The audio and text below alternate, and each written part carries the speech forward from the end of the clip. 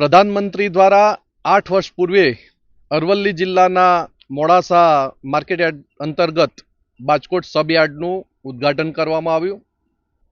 આટલો બધો સમયગાળો વીતવા છતાં આજ દિન સુધી આ સબયાર્ડની અંદર હરાજીની પ્રક્રિયા શરૂ કરવામાં આવી નથી। માત્ર ફોટાઓ પાડવાથી કે ઉદ્ઘાટન કરવાથી ખેડૂતોને સાચો લાભ મળતો નથી। વિકાસની વાતો કરવાની પણ સાચા અર્થમાં ખેડૂતોને એનો સાચો વિકાસ મળે છે કે કેમ એ જોવાની આ સરકાર દ્વારા કોઈ દરકાર કરવામાં આવતી નથી। ખેડૂતોની આવક ડબલ કરવાની વાતો થાય છે, થતું નથી। પરંતુ કરોડો રૂપિયાના ખર્ચે જ્યારે આ 170 ગોડાઉન અને 114 દુકાનો બનાવવામાં આવી છે, એ 8 વર્ષ થવા છતાં પણ અહીં શરૂ કરવામાં આવી નથી। અત્યારે તમે જુઓ તો ગંદકીનું સામ્રાજ્ય, સ્વચ્છતાની પણ મોટી મોટી વાતો થાય, પણ માર્કેટયાર્ડના સત્તાધીશો દ્વારા સ્વચ્છતા પણ કરવામાં આવતી નથી।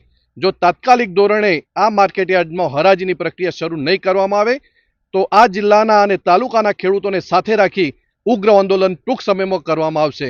જે કંઈ કરવાનું થશે એ તમામે તમામ પ્રક્રિયાઓ હાથ ધરી અને ખેડૂતોના હાથમાં નિર્ણય લેવાની જરૂરિયાત પડશે।